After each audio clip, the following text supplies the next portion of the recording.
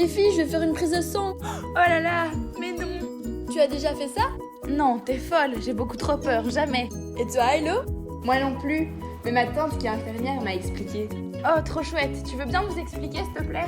D'ailleurs, on m'a demandé d'être à jeun, mais pourquoi? Il ne faut pas consommer d'aliments ou de boissons, à part de l'eau, depuis 8 à 12 heures pour éviter que ton sang soit laiteux à cause des nutriments dedans. Cet aspect peut perturber certaines analyses et la fluidité du sang. Tu verras qu'on te fera un garrot pour que ta veine ressorte plus. L'infirmière te demandera aussi de serrer ton poing pour que ce soit plus facile pour elle de repérer la veine ou te piquer. L'infirmière te piquera avec une seringue, mais je ne saurais pas t'expliquer le fonctionnement. Ah mais c'est simple! La seringue se compose de 3 parties. Le cylindre qui recevra le sang, le piston qui glissera dans le cylindre et l'embout qui reçoit l'aiguille. Ça fonctionne avec la pression des gaz et des liquides. Quand on tire sur le piston, ça crée une dépression au moment où la pompe aspire le sang. Tu as tout à fait raison, Hello. Quand on tire sur le piston, la pression diminue dans le cylindre. Les molécules d'air ou de liquide s'agitent et prennent donc plus d'espace. Par contre, pourquoi on prélève le sang et pas un autre liquide du corps?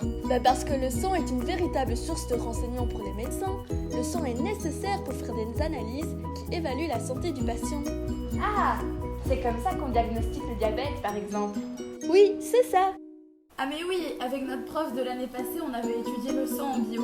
Mais le cours était un peu emmerdant, donc je vous avoue que je m'en souviens plus trop. Ah mais quelle clète! Mais Jeanne, dans le sang, il y a les globules rouges riches en hémoglobine, une protéine qui fixe le fer et qui est capable de transporter l'oxygène et le dioxyde de carbone. Ah mais oui, je m'en souviens. D'ailleurs, c'est avec les globules rouges qu'on détermine le groupe sanguin. Il y a aussi les globules blancs qui forment nos cellules immunitaires et défendent l'organisme. Puis, il y a les plaquettes qui s'allient entre elles pour faire coaguler le sang. Ah mais oui, je me souviens de tout maintenant. C'est grâce à elles qu'on a des croûtes quand on se blesse. Et il y a aussi le plasma, un liquide composé d'eau et de sels minéraux qui transporte les cellules sanguines, les nutriments, les protéines et les déchets à travers tout notre métabolisme. Et une fois qu'on aura pris ton sang, qu'est-ce que le docteur va en faire? Après le prélèvement de l'échantillon, il est très rapidement transporté au labo où il sera analysé dans un automate. L'analyse se déroule généralement en 2 parties, la phase préanalytique Et la phase analytique. Ah oui, la phase préanalytique.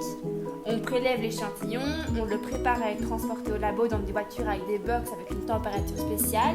Ensuite, les techniciens laborantins les trient selon les analyses à faire. Après, les tubes sont centrifugés. Le plasma est séparé des autres éléments. Il est réparti en différents contenants pour réduire les risques de contamination. C'est l'alicotage.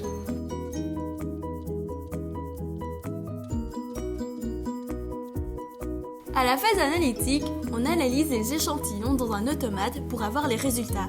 En bref, on ajoute des réactifs dans des petites doses de sang. Ainsi, si le sang réagit, on peut savoir si le résultat est positif ou non à l'analyse. Ensuite, on rassemble toutes les données du patient dans un middleware, un système informatique. Et hop, on envoie les résultats. Récapitulons. Il est donc important d'être à jeun avant une prise de sang afin que l'analyse soit la plus efficace. Avant le prélèvement du sang, l'infirmière cherche la veine la plus saillante. Puis, elle utilise la seringue pour prendre l'échantillon. Lorsque l'infirmière tire sur le piston, le sang va dans le cylindre via l'aiguille. L'échantillon est ensuite envoyé au laboratoire où les techniciens vont effectuer les analyses demandées. Quand les laborantins reçoivent les résultats, ceux-ci sont envoyés au médecin qui les communiquera à son patient. Et voilà, maintenant vous savez tout sur la prise du sang.